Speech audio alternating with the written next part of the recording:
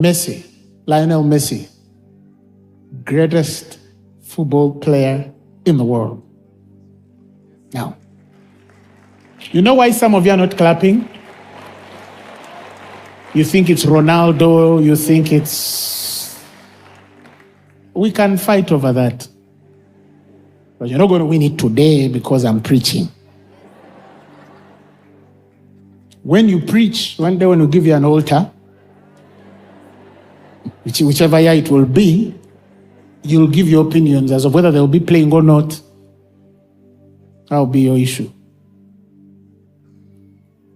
Methinks that's my own thought. That is the greatest. I'll tell you why he's the greatest.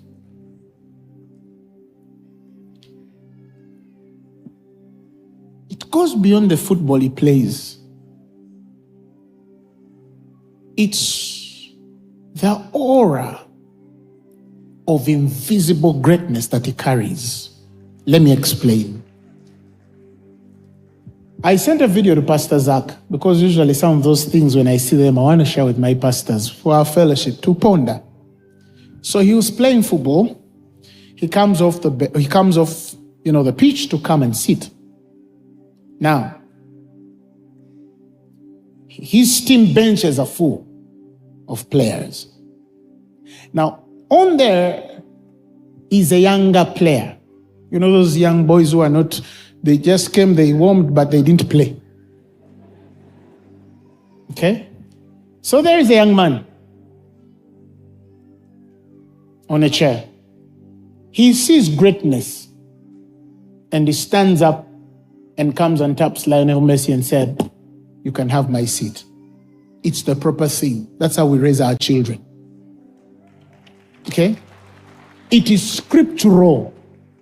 The Bible says you must rise when greatness appears. This is an instruction. It is not, even if some of you might have not been raised that way.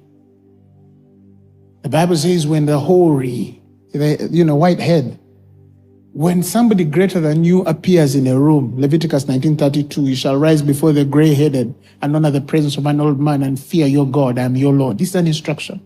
They don't even need to be gray-headed, but if you know somebody carries some honor and is your head or leader, it is godly. Those things are pleasing to God when you rise. Okay? This was a less man rising before greatness. Right? To Lionel Messi, it was a privilege. It wasn't, okay, to us Christianity, it's a right. But to the fallen world, it's not a right. If that young man stayed on that chair, there's nothing that would happen. Would there be? No, nothing. Could have still stayed on his chair. But he offered the older one because he was raised right.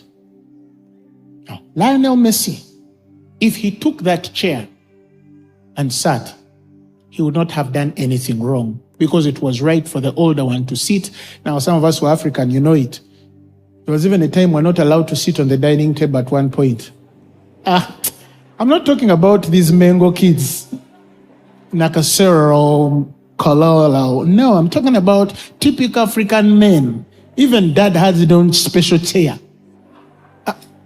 You understand? Dining was for guests or when you grow up. Tukute. Sometimes I think some of us come from very far. But anyway, I want to make my point.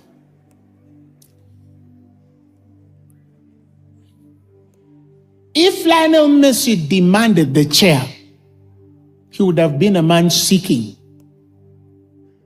privilege or upholding his right. You're younger than me, get up. But he didn't ask for that chair.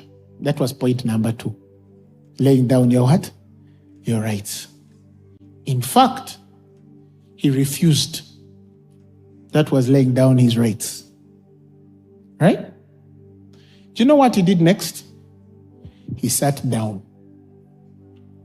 That's point number 4. Because in his head or understanding of things, if I took that chair, this young man would have a wrong example that when you're at this level, this is what you do. But I want to show him what invisible greatness is.